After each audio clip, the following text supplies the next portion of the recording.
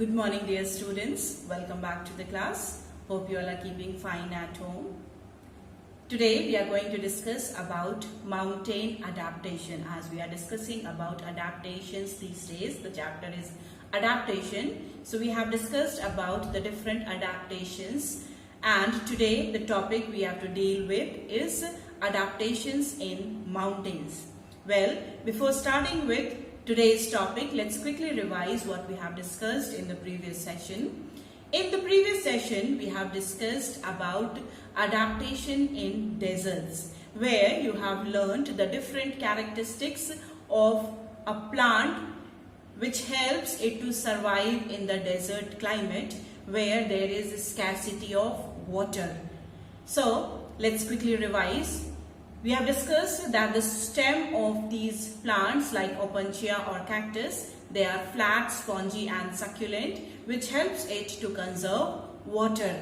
Their leaves are reduced to spines. These leaves which are reduced to spines help in or prevent the loss of water, as the plants have the characteristic that they lose the extra water by the process of transpiration. So in these areas where there is very less amount of water or there is scarcity of water, in these areas the leaves they reduce to spines, because of which there is no loss of water or there is very less loss of water. And also these leaves have, plants have waxy coating over them, so that there is minimized water loss. And also their roots are long and widespread. What is the reason for it to be widespread? These roots are widespread so that they can absorb water from wherever it is available under the ground. Then these plants, they acquire small surface area. This minimizes evaporation, that is loss of water. And already we have discussed about spines, that they have spines instead of leaves, which reduce loss of water. And the stems, they are succulent, as they can conserve or store water, which can be used up for the process of photosynthesis and also for the passage of various nutrients to various parts of the plants. Then we have discussed about adaptations in desert animals, where we have discussed in detail about camel. The camel has long legs which keeps the body away from the hot sand, and also it stores food as fat in its hump. It can store water also in its body, as it is able to drink around 40 liters of water at a time, and this water can be saved for later use when it is traveling longer distance carrying heavy loads.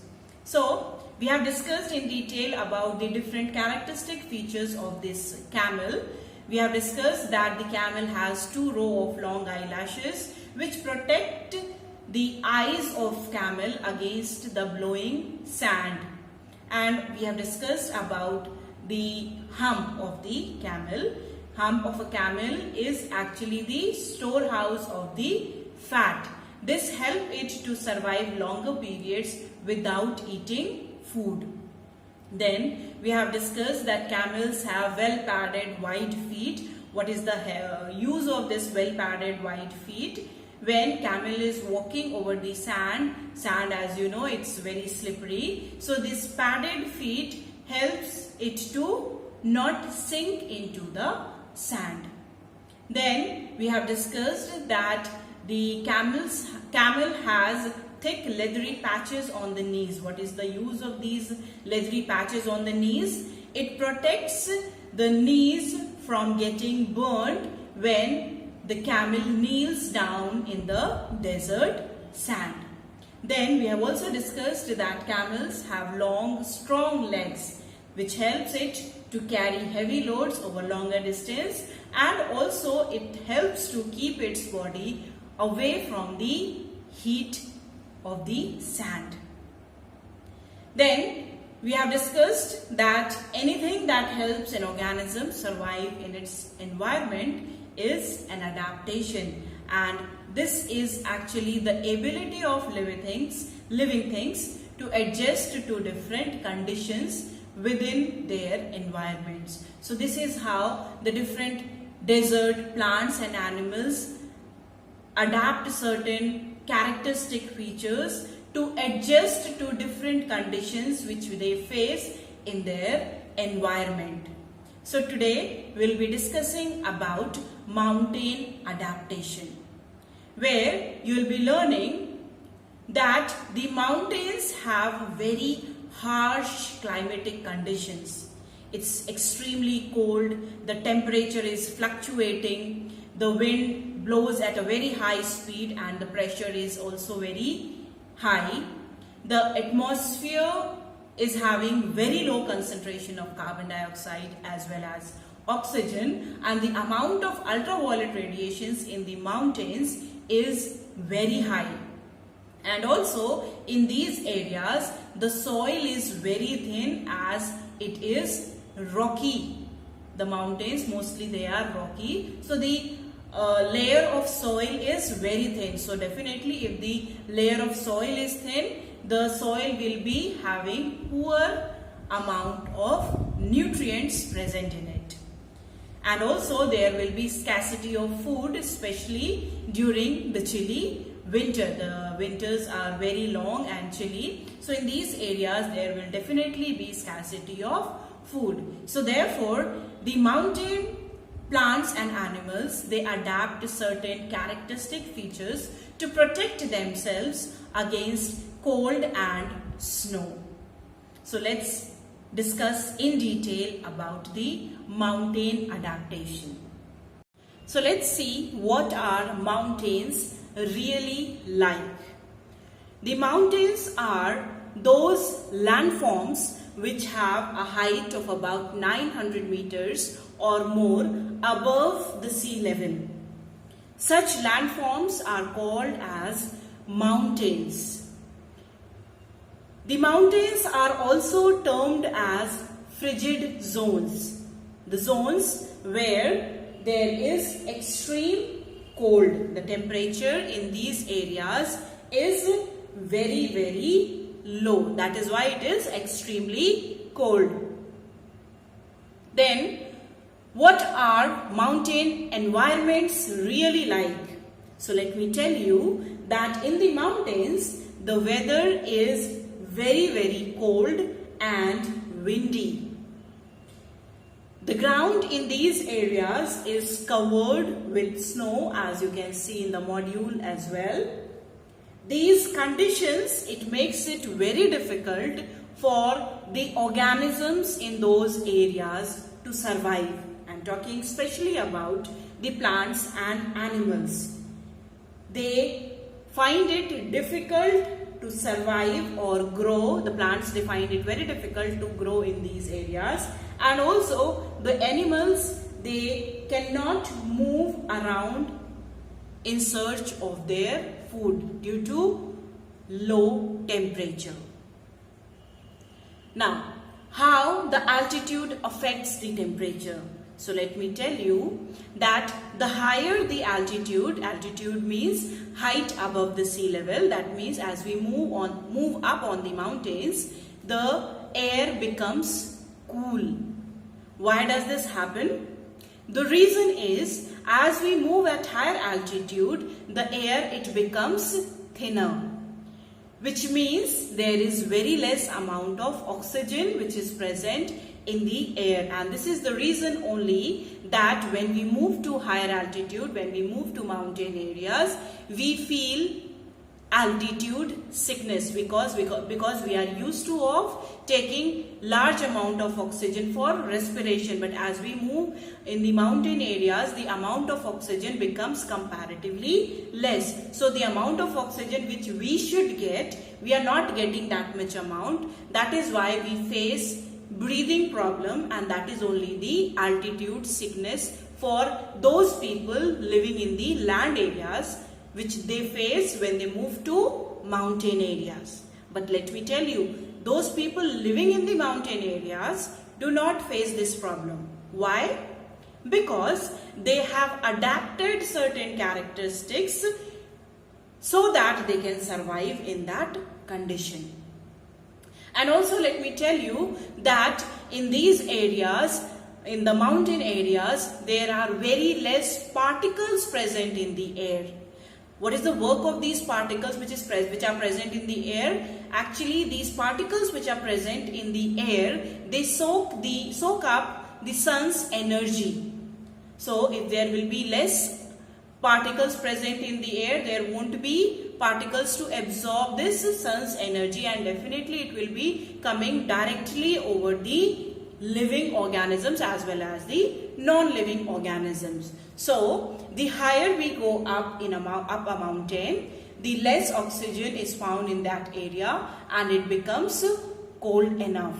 And this is the reason we find that snow is found at the top of the mountains, because higher the altitude, the temperature will be comparatively low.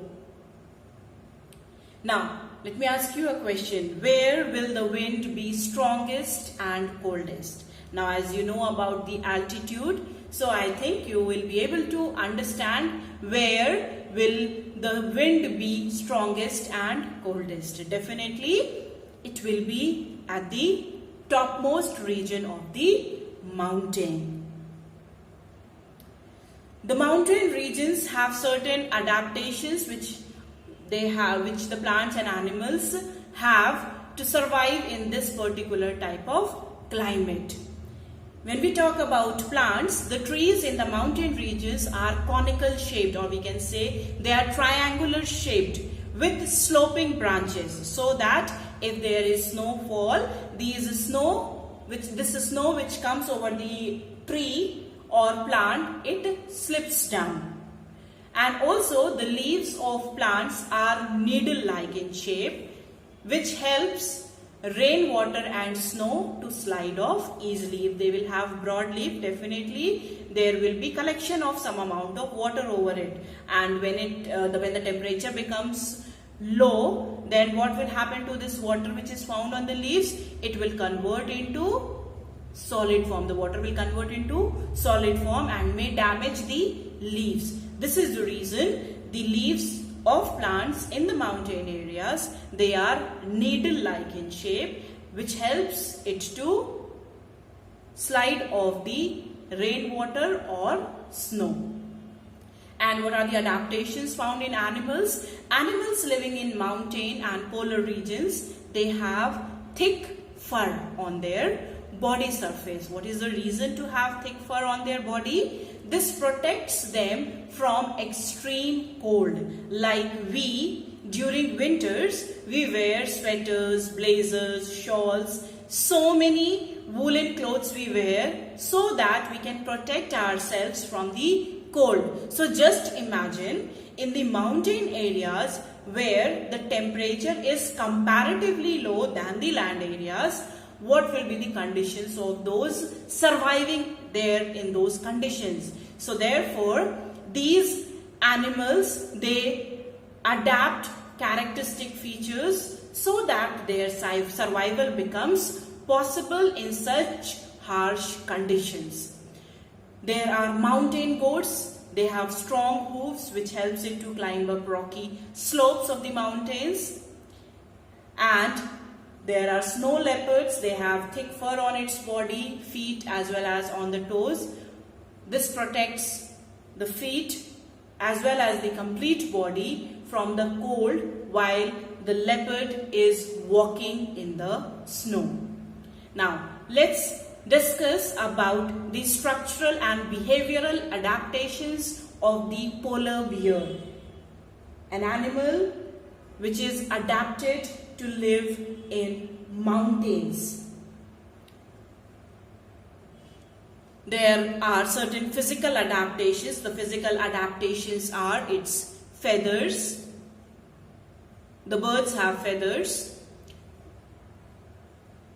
Fur is found on the body of the polar bear, which insulates its body and prevents it from the harsh climate. Its body shape, its color, and also the protection. These are the physical adaptations of polar bear. The behavioral adaptations are, they are very strong runners. This helps the polar bear to run away from the predator, that is from their enemies. And also they stay with their cubs, that is their younger ones, for 3 years to make sure that they teach them how to survive from the predators as well as from the various climatic conditions. They are the biggest animals in the Arctic, which help them to get their prey and predators. So, the adaptations in polar bears, behavioral as well as physical. Polar bears, they dig dens to protect themselves from cold winds. The ability to be a strong swimmer helps them in hunting and also swimming through ice. Then the physical adaptations, they have white fur. They have white fur which helps it to blend with the snow and ice so that they can escape from the predators. Then they have thick layer of fat under the skin. This also helps the polar bears to stay warm in cold temperatures. Then these animals, they have small round ears which helps to maintain body heat, and it does not allow the cold water to enter into the ears. This is the reason they have small ears. Well, the adaptations are the characteristics which polar bear adapts, and this adaptation helps the polar bears to survive in its environment and also reproduce in the environment. The polar bear has adaptations which help it to survive in the wild climatic conditions. It has behavioral as well as physical adaptations, as we have discussed. The behavioral adaptation is the way the polar bear acts, and the physical adaptations means the things it has on its body that it uses for survival. Well, polar bears, they are really good swimmers. This is a behavioral adaptation which allows polar bear to capture its prey underwater. So kph means kilometers per hour, which is about 6 mph. mph means miles per hour. So these polar bears, they are able to move at a much higher speed, because of which it is able to catch its prey, and also when it is able to catch its prey, it is able to eat it, and this helps him to survive in such conditions, such harsh climatic conditions. Now, these polar bears, they have small rounded ears. What is the use of these rounded ears? This presence of rounded ears prevents water from entering into his ears. The small ears help him conserve the body warmth also. And this small and rounded ear is the physical adaptation of polar bear. The polar bears, as you have studied just now, they have small ears and also small tail. This minimizes heat loss. The small ear as well as the small tail, it minimizes the heat loss from its body, because they need to keep their body warm. So if there is maximum loss from the body, definitely it will feel cold and it will become very difficult for the polar bears to survive in that condition. So therefore they are adapted to certain characteristics like small ears and small tails. This adaptation minimizes heat loss, because of which it is able to keep its body warm. So we have discussed about the characteristics, adaptive characteristics of the polar bears. We have discussed that polar bears have excellent sense of smell, which helps the polar bears to find their prey. Then the polar bears have strong legs. What is the use of these strong legs? It helps the polar bear to swim fast through the icy water so that it can get its prey. Then the polar bear has thick white fur. What is the use of thick white fur? It helps the polar bear to blend into the snow, blend with the color of the environment, and also this white color helps it to stay warm. White color fur helps it to stay warm. Then polar bears have thick, rough, paper-like paws.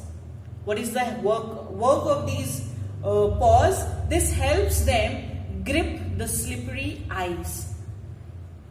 It helps to grip the slippery ice and get good traction so that they can easily move on ice. Now, the next animal which we have to discuss about is mountain goat. Mountain goats have adapted to living in the mountains. They have certain characteristic features which help it to stay in the mountains. It has thick white fur on its body. This is also called as white coat of fur. This white coat of fur helps it to keep the body warm, and it has strong hooves. What is the work of these hooves? It helps in running up the rocky slopes. So these are the two special adaptive characteristics of mountain goats, that is hooves which offer grip and wool or the fur which keeps its body warm enough to survive in the cold climatic conditions. Now, as you can see here in the module, the hooves help the mountain goats to move down or keep a balance on the rocky slopes, and it prevents it from slipping. Its hooves are soft as well as flexible, which helps it to keep a balance on the rocky slopes, and also it prevents from slipping down. The mountain goats, they stay warm. Why do they stay warm? Because their full body is covered with layer of fur, that is also called as white coat of fur. This white coat of fur, it grows in 2 layers during winter season.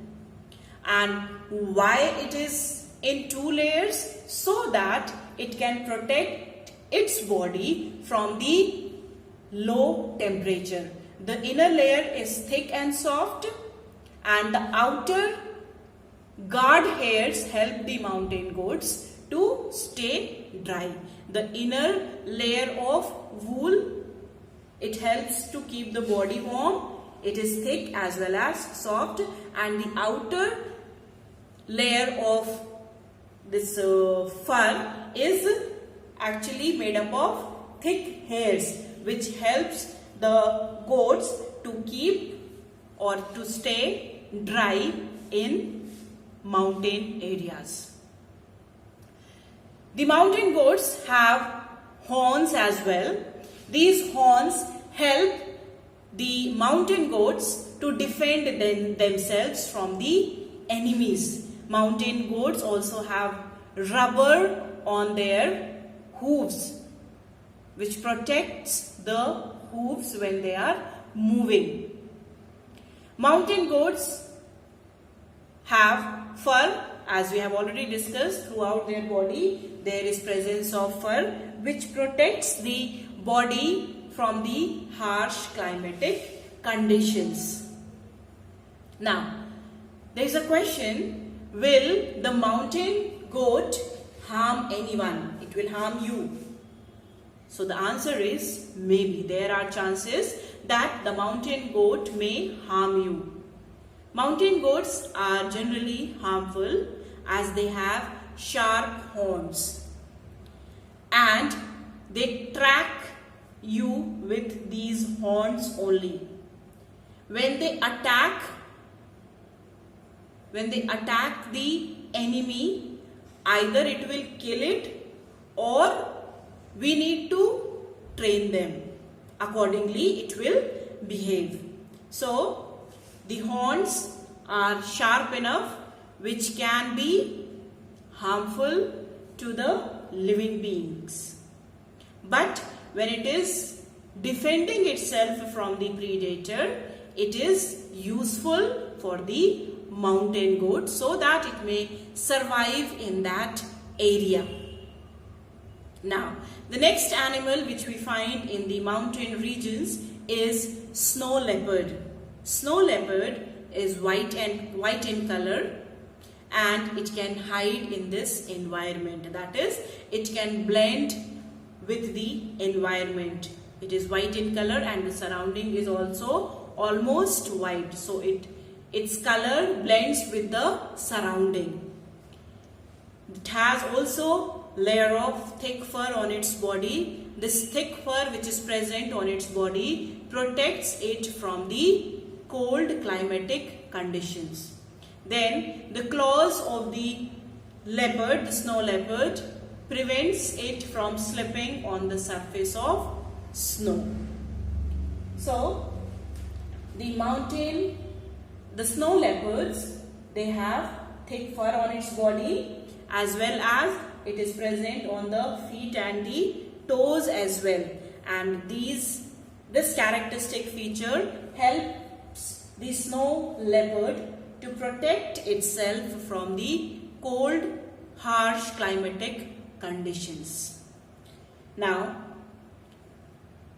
in this we have learned about the animals like polar bear, mountain goat, snow leopard.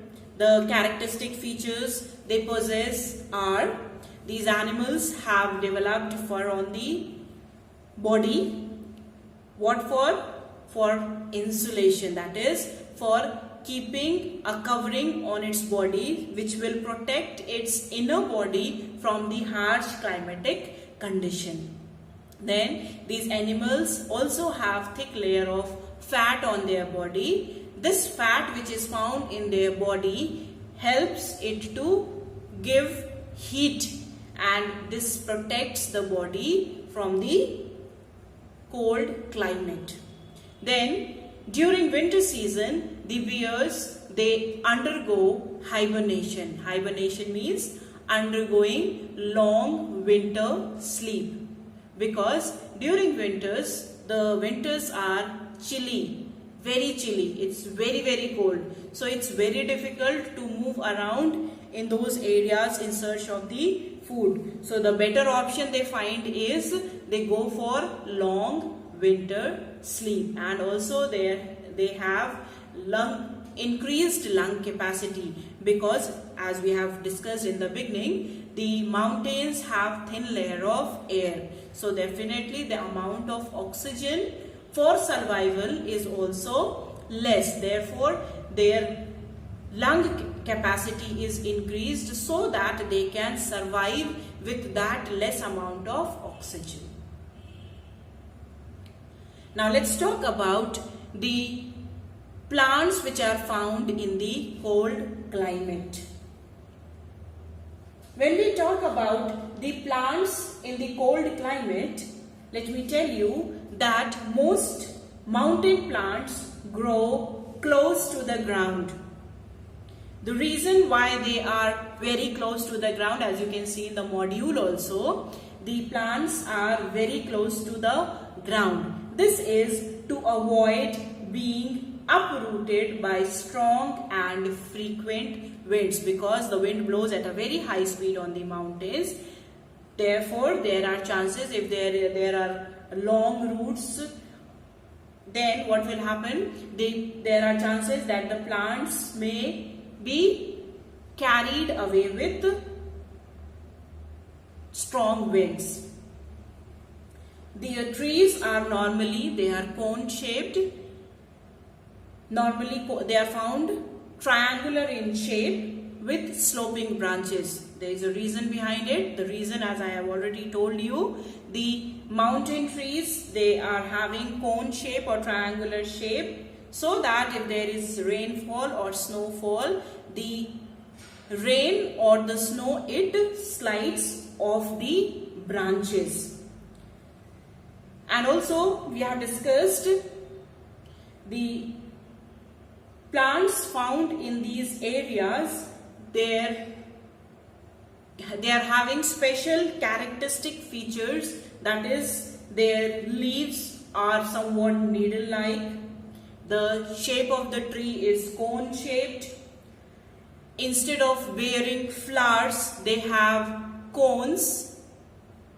So these are the certain characteristic features. Now let's see the plant adaptations. The plants in the mountain areas, they have short stems, that is, we have already discussed now, that is, they stay very close to the ground. The plants, they shrink down to their roots during the winter season. Why do they do so? Because the area is very cool, it's very extremely cold, so there are chances that there will be all around snow. It will be very difficult for the plants to grow, the roots to provide the plant with proper amount of nutrients to grow. So this is the reason the plants, they shrink back to the roots during the winter season, so that it can survive under the snow. And when it's spring season, then they grow back again. Then another characteristic feature in the plants in these areas is the plants, they grow very slowly. The reason why they grow very slowly is because of the thin soil. And most of the plants, they are found growing in the shelter areas or in the sunny places. Then certain behavioral adaptation which we find in the plants in the mountain areas is the leaves, they have thick waxy cuticle, that is, the stomata, the complete leaf is having waxy coating, because of which there is reduced water loss. And this waxy cuticle reduces water loss, helps the eucalyptus tree to survive as a tree usually planted in the areas where there is very little amount of water. And this characteristic feature found in eucalyptus helps the trees to keep moist and survive, and also grow in the harsh climatic conditions. The leaves in the mountain, the leaves are very small in the plants found in the mountain areas. They are tough enough so that they cannot be damaged by snow or hailstone. They have turf covered seeds that can survive cold. The plants or trees in the mountain areas, they do not bear flowers.